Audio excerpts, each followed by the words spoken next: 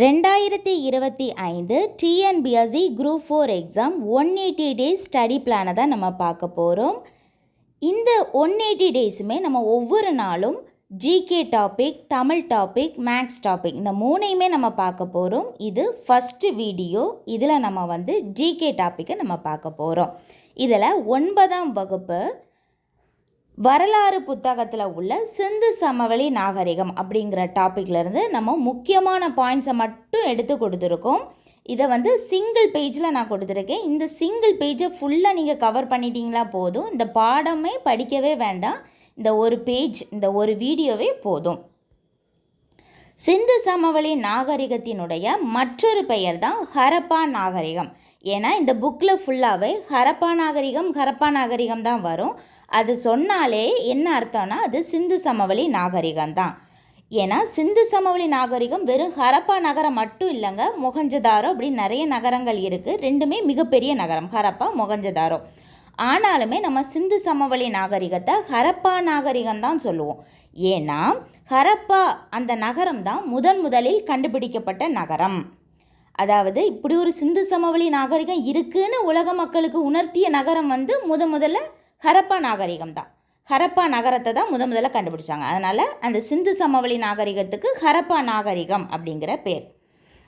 இந்த ஹரப்பா நாகரிகம் எங்கெல்லாம் பரவி இருக்குன்னா இந்தியாவும் பாகிஸ்தானும், மேக்சிமம் இந்தியா பாகிஸ்தானில் தான் பரவி இருக்கு. இது எவ்வளவு கிலோமீட்டருக்கு பரவி இருக்கு அப்படின்னு நம்ம பார்த்துட்டோன்னா இது ரொம்ப ரொம்ப முக்கியமான ஒரு கேள்வி. 1.3 மில்லியன் கிலோமீட்டர் அளவுக்கு பரவி இருக்கு. ஏன்னா இந்த சிந்து சமவெளி நாகரிகம் மிகப்பெரிய நாகரிகம், பரப்பளவில் சரி எல்லாத்துலேயுமே பெரிய நாகரிகம், மிகவும் பழமையான நாகரிகமும் கூட. அதனால் 1.3 மில்லியன் கிலோமீட்டர் அளவில் இது பரவி இருக்கு. இந்தியா மட்டும் இல்லை, பாகிஸ்தான்லேயும் பரவி இருக்கு. இந்த சிந்து சமவெளி நாகரிகத்தினுடைய மொழி திராவிட மொழிகளோடு ஒப்புமையுடன் காணப்படுகிறது அப்படின்னு பிற்காலத்தில் வரலாற்று அறிஞர்கள் கண்டுபிடிச்சிருக்காங்க. நாம் எப்போவுமே எழுத்தை நம்ம எப்படி எழுதுவோம், ஒரு சென்டென்ஸ் நம்மளுடைய தமிழ் எழுத்து முறை, நம்மளுடைய தற்காலிக எழுத்து முறை எப்படி இருக்குன்னா இடது பக்கத்துலேருந்து வலப்பக்கம் எழுதுகிற மாதிரி தான் இருக்குது. ஆனால் இந்த சிந்து சமவெளி நாகரிக மக்கள் வலதுபுறத்திலிருந்து இடப்புறம் நோக்கி எழுதிட்டு இருப்பாங்க. அந்த எழுத்து முறைகள் வலதுபுறத்திலிருந்து இடதுபுறம் நோக்கி இருக்கும். இது முக்கியமான பாயிண்ட். இனி இந்த சிந்து சமவெளி நாகரிகம் அப்படின்னு எடுத்துட்டாலே அந்த நாகரிகம் அந்த நாகரிகத்தினுடைய எல்லைகள் எங்கே வர பரவி காணப்படுகிறது. அப்போ நம்ம 4 திசைகள், கிழக்கு, மேற்கு, வடக்கு, தெற்கு, அதை வச்சு தான் இதை ஈஸியாட்டு நம்ம படிச்சுக்கலாம். இந்த கிழக்கு பக்கம் அது எது பரவி இருக்குன்னா கிழக்கு புறத்தில் உள்ள எல்கை ஆலம்கீர்பூர், கிழக்கு ஆலம்கீர்பூர், இந்த கிழக்கு ஆலம்கீர்பூர். அதனால் நம்ம ஈஸியாக ஞாபகம் வச்சுக்கலாம். இது கிர்பூர் கிழக்கு. இது எங்கே இருக்குன்னா உத்தரப்பிரதேசத்தில் இருக்குது. உத்தரப்பிரதேசத்தில் ஆலம்கீர்பூர் அதுதான் கிழக்கு பக்கத்தில் உள்ள எல்கை. அதுவே தெற்கு புறம் எடுத்துட்டாங்கன்னா டைமாபாத் அப்படிங்கிற இடம். டைமாபாத் எங்கே இருக்குன்னா மகாராஷ்டிரா மாநிலத்தில் இருக்குது. டைமாபாத் மகாராஷ்டிரா மாநிலத்தில் இருக்குது. வடக்கு பக்கம் நம்ம எடுத்துட்டோம்னா ஷார்டுகை அப்படிங்கிற இடம். இது தற்போது எங்கே இருக்குன்னா ஆப்கானிஸ்தான் நாட்டில் இருக்குது. அதுவே நம்ம மேற்கு பக்கத்தில் உள்ள எல்கை அப்படின்னு எடுத்துட்டோம்னாலே பாகிஸ்தானுக்கும் ஈரானுக்கும் இடைப்பட்ட பகுதி, அந்த பகுதிக்கு பேர் என்னென்னா சட்கா ஜெண்டர். இதுதான் மேற்கு பக்கத்தில் உள்ள எல்கை. மொத்தம் சிந்து சமவெளி நாகரிகத்தில் 4 எல்லைகள். ஒன்று கிழக்கு, மேற்கு, வடக்கு, தெற்கு. இந்த கிழக்கில் எது இருக்குன்னா ஆலம்கீர்பூர். இது எங்கே இருக்குன்னா உத்தரப்பிரதேசத்தில் இருக்குது. தெற்கில் உள்ள எல்லை பகுதி டைமாபாத். இது எங்கே இருக்குன்னா மகாராஷ்டிரா மாநிலத்தில் இருக்குது. வடக்கு புறத்தில் உள்ள எல்லை பகுதி எதுன்னு சொன்னாச்சுன்னா ஆப்கானிஸ்தான் நாட்டில் உள்ள ஷார்டுகை அப்படிங்கிற பகுதி. மேற்கு பகுதியில் பாகிஸ்தானுக்கும் ஈரானுக்கும் இடைப்பட்ட பகுதியான சட்கா ஜெண்டர் அமைந்து காணப்படுகிறது. இது எல்லாமே எல்கை. இனி நம்ம ஹரப்பா நாகரிகத்தை பற்றி நம்ம பார்க்க போகிறோம். இந்த ஹரப்பா நாகரிகம் சொன்னாலே இது நகர நாகரிகம். அதனால் அங்கே உள்ள கட்டிட அமைப்புகள், அவங்களுடைய வாழ்க்கை முறைகள் எல்லாமே நகர திட்டமிடல் சார்ந்தே அமைந்து காணப்படுகிறது. ஹரப்பா நாகரிகம் சொன்னாலே அது சிந்து சமவெளி நாகரிகம் தான். இங்கே உள்ள கட்டிடங்கள் எப்படி இருக்குன்னா சுட்டு செங்கல்னாலேயும் இருக்குது, சுடப்படாத செங்கல்னாலேயும் இருக்குது. நகர நாகரிகனாலேயே அந்த காலத்திலேயே அவங்க செங்கலை பயன்படுத்தியிருக்காங்க கட்டடத்துக்கு. நம்ம இந்த காலத்தில் பயன்படுத்துகிற மாதிரி தான் சுட்ட செங்கல், சுடப்படாத செங்கல் அதே தான் அந்த காலத்திலேயும் பயன்படுத்தியிருக்காங்க. இந்த ஹரப்பா நாகரிகம் தான் முதல்ல கண்டுபிடிக்கப்பட்ட நாகரிகம், அதாவது ஹரப்பா அப்படிங்கிற இடம். இங்கே உள்ள எடை முறை எப்படி இருக்குன்னா பைனரி எடை முறையாட்டு இருக்குது. பைனரி எடை அப்படின்னு சொன்னாலே டபுளாக ஆகும். 1:2:4:8:16:32 1 2 அதுக்கு 1க்கு டபுள் 2, 2க்கு டபுள் 4, 4க்கு டபுள் 8, 8க்கு டபுள் 16 அந்த வரிசையில் தான் எடை அமைப்பு முறை இருக்கும். இந்த ஹரப்பா நாகரிக மக்கள் எதெல்லாம் வளர்த்துட்டு வந்தாங்கன்னா அவங்க வேளாண்மைக்கு அதிக முக்கியத்துவம் கொடுத்தவங்களாக இருந்தாங்க. நகர நாகரிகம் ப்ளஸ் வேளாண்மையும் அவங்களுடைய முக்கிய தொழிலாட்டி இருந்ததுனால ஆடு, மாடு, செம்மறி ஆடுகளெல்லாம் வளர்த்து வந்தாங்க. இவங்களுக்கு சிந்து சமவெளி நாகரிக மக்களுக்கு இரும்பினுடைய பயன் தெரிந்திருக்கவில்லை. இரும்புனா அவங்களுக்கு என்னன்னே தெரியாது. அவங்க மேக்சிமம் பயன்படுத்திய உலோகம் எதுனா செம்பு. இந்த செம்பு அப்படிங்கிற உலோகத்தை வச்சு தான் அவங்க சிலைகள் வார்க்கிறது இந்த மாதிரி வேலைகளில் ஈடுபட்டு வந்தாங்க. இரும்பை பற்றி அவங்களுக்கு தெரியாது, குதிரையை பற்றியும் அவங்களுக்கு தெரியாது. நிறைய விலங்குகள் ஹரப்பா நாகரிக மக்களினுடைய புழக்கத்தில் இருந்தாலுமே கூட குதிரையை பற்றி அவங்க அறிந்திருக்கவில்லை. குதிரையை அவங்க பயன்படுத்தவில்லை, இரும்பை அவர்கள் பயன்படுத்தவில்லை. இந்த ரெண்டுமே முக்கியமான பாயிண்ட். அதோடு மட்டும் இல்லாமல் ஆடு, மாடு, செம்மறி ஆடு இதை எல்லாமே அவங்க வளர்த்துட்டு வந்தாலும் அந்த மாடுக்கு என்ன பெயர் வச்சாங்கன்னா, என்ன இன மாடு அவங்க பயன்படுத்தினாங்கன்னா ஜெபு அப்படிங்கிற மாட்டு இனத்தை தான் பயன்படுத்தினாங்க. இந்த மாடு இனம் தான் மிகப்பெரிய மாடு இனம். மிகப்பெரிய மாடு இனம் எதுனா ஜெபு அப்படிங்கிற மாட்டு இனம் தான். இது எந்த மக்கள் பயன்படுத்திட்டு வந்தாங்கன்னா சிந்து சமவெளி நாகரிக மக்கள் பயன்படுத்திட்டு வந்தாங்க. இந்த சிந்து சமவெளி மக்களினுடைய முத்திரைகள் எல்லாத்துலேயுமே பெரிய காளை முத்திரை பதிஞ்சிருக்கும். இதுலேருந்தே நம்ம தெரிஞ்சுக்கலாம் சிந்து சமவெளி மக்கள் வேளாண்மைக்கு அதிக முக்கியத்துவம் கொடுத்தனர். அதனால் பெரிய காளையோட உருவம் தான் அவங்களுடைய முத்திரையாட்டு இருந்திருக்கு. இவங்க ஓவியங்களையும் வரைஞ்சிட்டு வந்தாங்க. எப்படிப்பட்ட ஓவியமாக இருந்துன்னா முதல்ல ஆழமான சிவப்பு வண்ணத்தை தீட்டிடுவாங்க. நிறைய கோட்டிங் கொடுத்த சிவப்பு கலர் வண்ணத்தை தீட்டிட்டு அதுக்கு மேலே அவங்க கருப்பு நிற ஓவியத்தை வரைவாங்க. அதாவது அந்த சிவப்பு வண்ணம் பூசப்பட்ட கருப்பு நிற ஓவியங்கள் தான் அவங்களுடைய பிரதானமான ஓவியங்கள். அதோடு மட்டும் இல்லாமல் இவங்க எடைக்கல் எப்போவுமே பைனரி டிஜிட்டில் இருந்தாலும் அந்த கல் அவங்க உபயோகப்படுத்திய கற்களுடைய பெயர் என்னென்னா செர்ட் அப்படிங்கிற கற்கள். செர்ட் அப்படிங்கிற எடைக்கல்லை தான் இவங்க பயன்படுத்திட்டு வந்தாங்க. இந்த கல் சிலிக்கா கல். சிலிக்கா கல் இது செர்ட் என்று அழைக்கப்பட்டது. அந்த கனசதுர எடைக்கற்களுக்கு பேர் தான் செர்ட். அந்த எடைக்கல் அதாவது அந்த வணிகத்துக்கு பயன்படுத்தக்கூடிய எடைக்கற்கள் எப்படி இருந்ததுன்னா கனசதுர வடிவத்தில் இருந்திருக்கு. கனசதுர வடிவம், அதுக்கு பேர் என்னென்னா செட். இது ஒரு சிலிக்கா கற்கள். அடுத்தது இவங்களுடைய சாகுபடி எப்படி இருந்ததுன்னா இந்த சிந்து சமவெளி மக்கள் வேளாண்மைக்கு முக்கியத்துவம் கொடுத்ததுனால அவங்களுடைய சாகுபடி இரட்டை சாகுபடி. இரட்டை சாகுபடி. இவங்க எழுத்து வடிவத்தை கொண்டிருந்தாங்க. நம்ம பார்த்தோம். எப்போவுமே நாம் இடது பக்கத்துலேருந்து வலதுபுறம் எழுதுவோம், ஆனால் சிந்து சமவெளி மக்கள் வலதுபுறத்துலேருந்து இடப்புறம் நோக்கி எழுதிட்டு வந்தாங்க. இவங்களுடைய மொத்த எழுத்து தொகுதிகள் எத்தனையாக இருந்ததுன்னா 5000 எழுத்து தொகுதிகள் மொத்தம் இவங்கள்ட்ட இருந்திருக்கு. இது ரொம்ப ரொம்ப முக்கியமான பாயிண்ட். 5000 எழுத்து தொகுதி. அதோடு மட்டும் இல்லாமல் இந்த சிந்து சமவெளி மக்கள், அதாவது ஹரப்பா நாகரிக மக்கள் எஸ் வடிவ ஜாடிகளை பயன்படுத்தி வந்தனர். அந்த ஜாடிகளினுடைய வடிவம் எஸ் வடிவத்தில் இருந்து அதை அவங்களே உற்பத்தி செஞ்சு அதையும் பயன்படுத்திட்டு வந்தாங்க. அதோடு மட்டும் இல்லாமல் அவங்க வடிவியல் முறை, அதாவது ஜியோமதி வடிவத்தை பயன்படுத்திட்டு வந்தாங்க. மண்பாண்ட சித்திரங்களை வரைஞ்சாங்க. நம்ம ஏற்கனவே பார்த்தா அவங்களுடைய ஓவியங்கள் எல்லாமே சிவப்பு நிற வண்ணம் ஆழமாட்டு பூசப்பட்டு அதுக்கு மேலே கருப்பு நிற ஓவியத்தை வரைஞ்சாங்க. அதே தான் மட்பாண்டம். மட்பாண்டம் என்ன கலரில் இருக்கும்?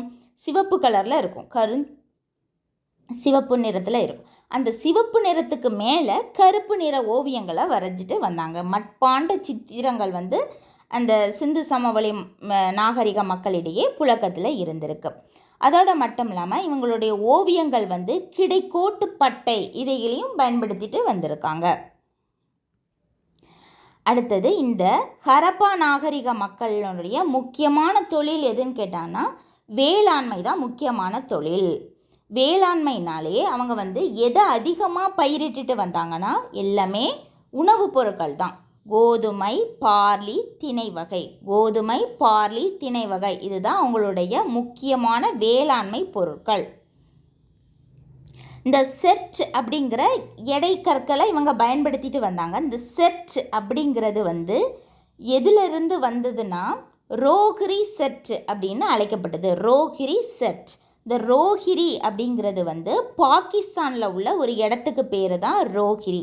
அதாவது சிந்து சமவெளி நாகரிகமானது இந்தியாவிலும் பாகிஸ்தானிலும் பரவி காணப்பட்டது. அதில் அந்த பாகிஸ்தானில் உள்ள இடத்துக்கு பேர் தான் ரோஹிரி. அதனால் அந்த எடைக்கற்களுக்கு பேர் ரோஹிரி செட். இந்த சிந்து சமவெளி நாகரிக மக்கள் வேளாண்மையை அதிகமாக பயன்படுத்திட்டு வந்ததுனால அவங்களுடைய ஆடைகள் எதனால் நெய்யப்பட்டு இருந்ததுன்னா பருத்தி மற்றும் பட்டு ஆகியவற்றால் நெய்யப்பட்டு இருந்தது. பருத்தி ஆடைகள், பட்டு ஆடைகள். இவங்களுடைய அணிகலன்கள் எப்படி இருந்துன்னா கார்னிலியன் அணிகலன்கள். Carnelian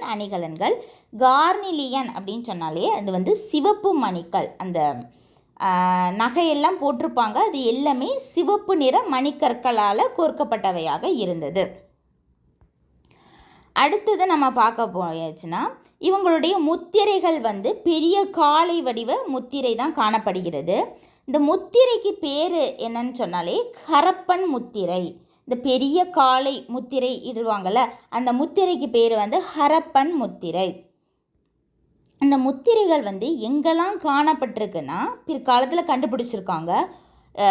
Oman, Bahrain, Iraq, Iran ஆகிய இடங்கள்லாம் இந்த பெரிய காளை வடிவ முத்திரைகள் காணப்பட்டிருக்கு. இதை வச்சு என்ன சொல்கிறாங்கன்னா சிந்து சமவெளி நாகரிக மக்கள் ஈராக், ஈரான், ஓமன், பக்ரைன் போன்ற நாட்டு மக்களுடன் வணிக தொடர்பு கொண்டிருந்தது தெளிவாக கண்டுபிடிச்சிருக்காங்க. அடுத்ததாட்டு இவங்களுடைய வணிக தொடர்பு எங்கே இருந்திருக்குன்னா மெசபடோமியாவுக்கும் ஹரப்பாவுக்கும் இடையே வணிக தொடர்பு இருந்திருக்கு. அப்படிங்கிறத என்ன கல்வெட்டு சொல்லுதுன்னா கியூனிஃபார்ம் எழுத்து கல்வெட்டு சொல்லுது. கியூனிஃபார்ம் கல்வெட்டு இது ரொம்ப ரொம்ப முக்கியமான ஒரு பாயிண்ட். அந்த கல்வெட்டுக்கு பேர் கியூனிஃபார்ம். மெசபடோமியாவிற்கும் ஹரப்பா நாகரிகம், மெசபடோமியா நாகரிகம் இந்த ரெண்டு நகரத்துக்கு இடையே வணிக தொடர்பு இருந்திருக்கு அப்படிங்கிறத கியூனிஃபார்ம் எழுத்து கல்வெட்டு சொல்லுது. இந்த கியூனிஃபார்ம் அப்படிங்கிற எழுத்து மெழுகா அப்படிங்கிற இடத்துல கண்டுபிடிக்கப்பட்டிருக்கு. இது எந்த பகுதியில் இருந்திருக்குன்னா சிந்து அப்படிங்கிற பகுதியில் இருந்து தான் கண்டுபிடிச்சிருக்காங்க. அடுத்தது மொஹஞ்சதாரோன்னு எடுத்துட்டாலே இதுவுமே நகர திட்டமிடல் தான். இந்த நகர திட்டமிடல்னால அங்கே குளியல் குளம் இருந்திருக்கு, பெருங்குளம் இருந்திருக்கு, பூசாரி அரசன் சிலை இருந்திருக்கு. இந்த சிலைகள் அப்படின்னு சொன்னாலே அது மொஹஞ்சதாரோ தான். கீழே ஆப்ஷனில் ஹரப்பா கேட்பாங்க, மொஹஞ்சதாரோ கேட்பாங்க. இந்த சிலைகள் அப்படின்னு சிந்து சமவெளி நாகரிகத்தில் வந்தாலே அது மொஹஞ்சதாரோ தான். சிலைகள் எங்கே செய்யப்பட்டது அப்படின்னு சொன்னாலே மொஹஞ்சதாரோ. குளம், பெருங்குளம் அப்படிங்கிற வந்தாலே அது மொஹஞ்சதாரோ. குளியல் குளம், பெருங்குளம். இந்த மொஹஞ்சதாரோவில் தான் நடனமாடும் பெண் சிலையினுடைய உருவம் கண்டுபிடிக்கப்பட்டிருக்கு. மொஹஞ்சதாரோ அப்படிங்கிற நகரத்தில் தான் இந்த சிலைகள் அப்படின்னு வந்தாலே அது மொஹஞ்சதாரோ தான். இந்த சிலைகளை அந்த காலத்திலே எப்படி அவங்க வார்த்திருக்காங்கன்னா அந்த சிலைகள் எல்லாமே செம்பு அப்படிங்கிற உலோகத்தால் செய்யப்பட்ட சிலைகள் தான். செம்பால் செய்யப்பட்டது. எப்படி அவங்க வார்த்திருக்காங்கன்னா, ஏற்கனவே ஒரு உருவம் இருக்கும், அந்த உருவத்தில் மெழுக வார்த்து அந்த மெழுகை தனியாக எடுத்து அதில் வந்து செம்பை உருக்கி உள்ளே ஊற்றி, அந்த முறைக்கு என்ன பேருனா லாஸ்ட் வேக்ஸ் அப்படிங்கிற முறை. வேக்ஸ் அப்படின்னு சொன்னாலே மெழுகு அப்படிங்கிற பொருள் தான். ஆங்கிலத்தில் வேக்ஸ், தமிழில் நம்ம வந்து மெழுகு, அதனால் லாஸ்ட் வேக்ஸ், இந்த முறைக்கு பேர் வந்து லாஸ்ட் வேக்ஸ். அடுத்தது, இவங்களுடைய சிலைகள் வந்து எதனால் செய்யப்பட்டிருக்கு அப்படின்னு சொல்லி, மேக்சிமம் செம்பில் தான் செஞ்சுருப்பாங்க.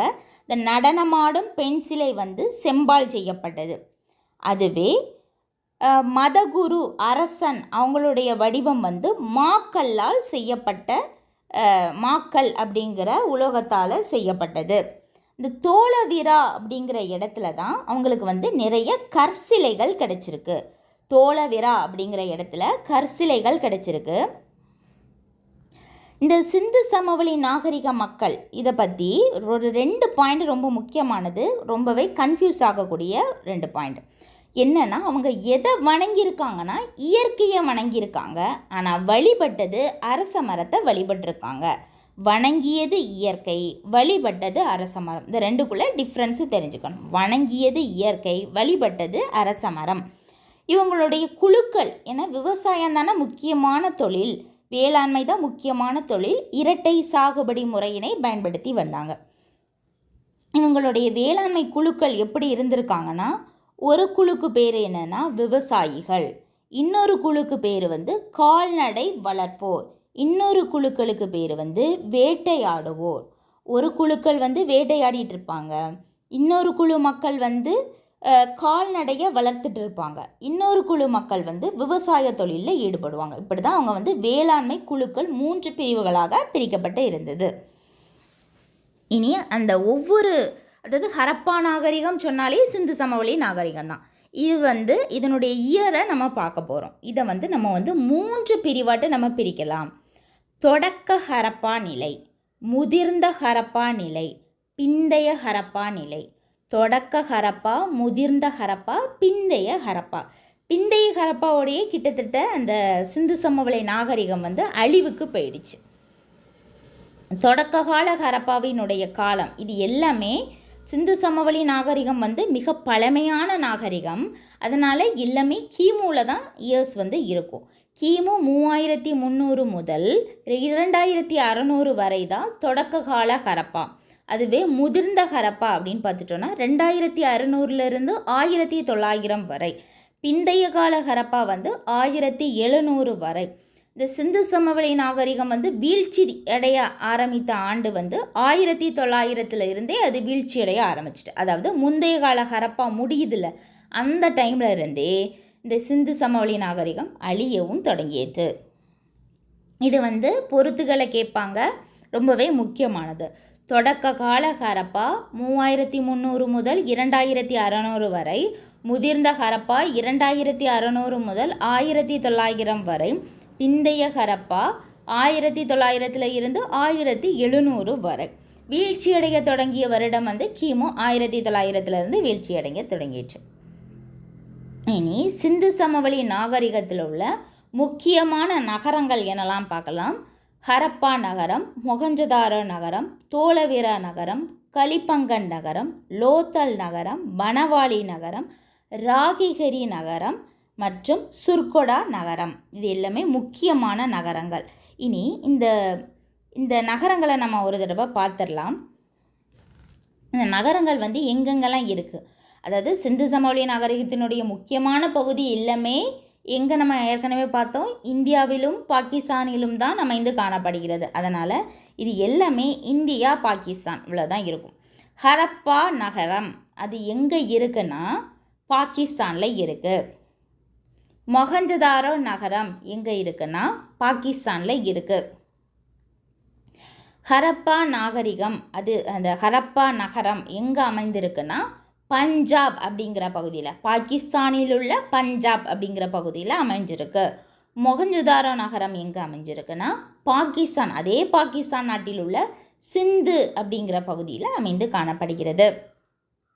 இனி தோலவீரா அப்படிங்கிற நகரம், இங்கே தான் கற்சிலைகள் வந்து கண்டுபிடிச்சிருக்காங்க. இந்த தோலவீரா நகரம் எங்கே அமைந்து காணப்படுகிறதுனா குஜராத் அப்படிங்கிற இடத்துல, இந்தியாவில் தானே இருக்குது குஜராத்.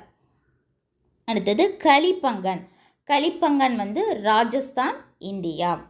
இங்கே தான் இந்த கலிப்பங்கன் அப்படிங்கிற இடத்துல தான் நெருப்பு குண்டங்களை கண்டுபிடிச்சிருக்காங்க.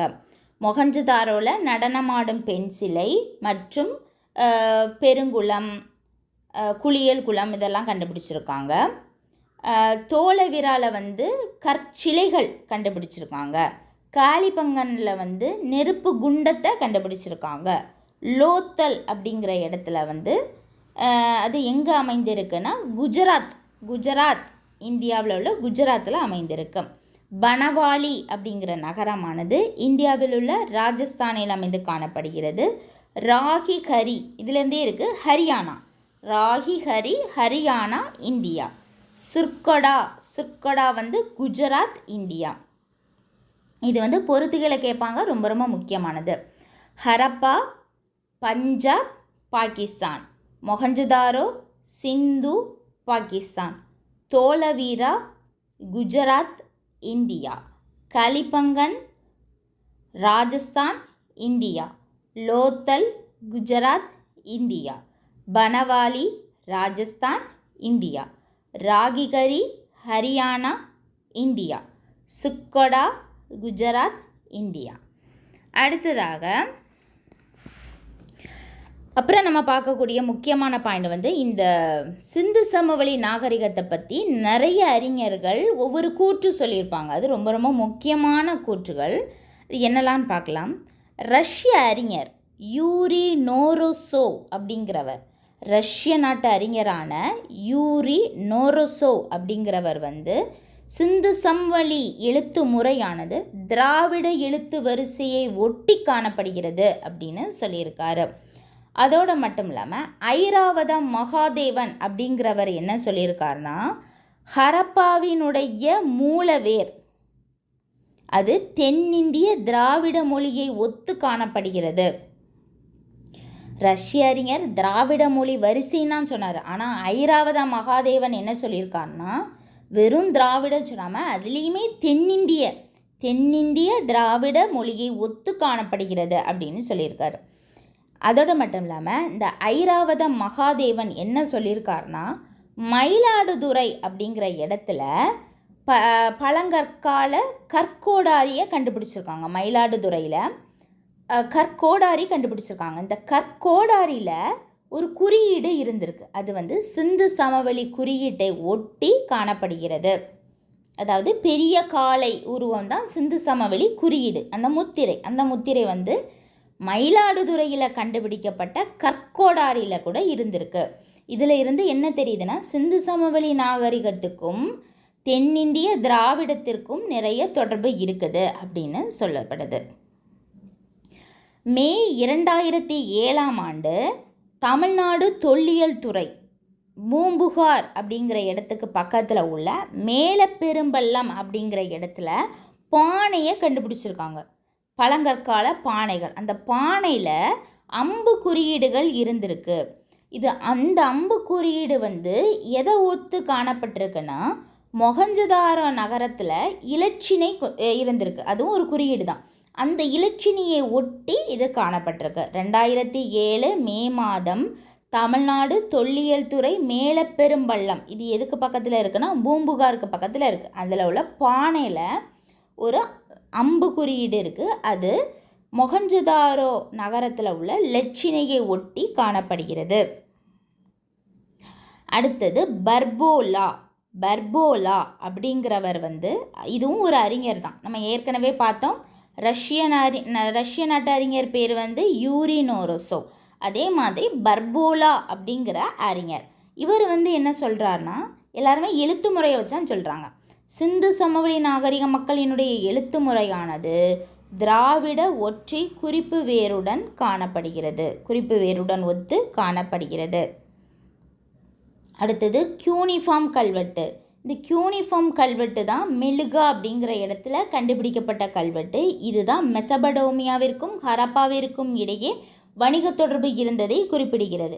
இந்த கியூனிஃபார்ம் குறிப்பு வந்து கில்காமெஷ் காவியத்துடன் ஒத்து காணப்படுகிறதா. இந்த கியூனிஃபார்ம் குறிப்பு வந்து எதை ஒத்து காணப்படுகிறதுனா கில்காமெஷ் காவியத்தோட ஒத்து காணப்படுகிறது. அதாவது உலகின் மிக பழமையான காவியம் எதுன்னு சொன்னாலே அது கில்காமெஷ் காவியம் தான். இந்த கில்காமெஷ் காவியத்தோட ஒத்து காணப்படுவது தான் இந்த கியூனிஃபார்ம் கல்வெட்டு. இது முழுக்க முழுக்க சிந்து சமவெளி நாகரிகத்தை பற்றி குறிப்பிடுகிறது. இதிலிருந்து என்ன தெரியுதுன்னா சிந்து சமவெளி நாகரிகம் வந்து மிக பழமையான நாகரிகம் அப்படிங்கிறது தான் இந்த பாடத்தில் வந்து ப்ரூவ் பண்ணியிருக்காங்க. முழுக்க முழுக்க இதுதான் மிக பழமையான நாகரிகம். இது வந்து திராவிட எழுத்து முறைகளுடன் ஒப்புமையுடன் காணப்படுகிறது. இந்த சிந்து சமவெளி மக்களுக்கு நிறைய நாடுகளுடன் வணிக தொடர்பு இருந்திருக்கு அப்படிங்கிறது தான் இந்த பாடத்தில் சொல்லியிருக்கு. அவ்வளோதான். நம்ம இனி அடுத்த டாப்பிக்கை நம்ம அடுத்தடுத்த வீடியோக்களை நம்ம பார்க்கலாம்.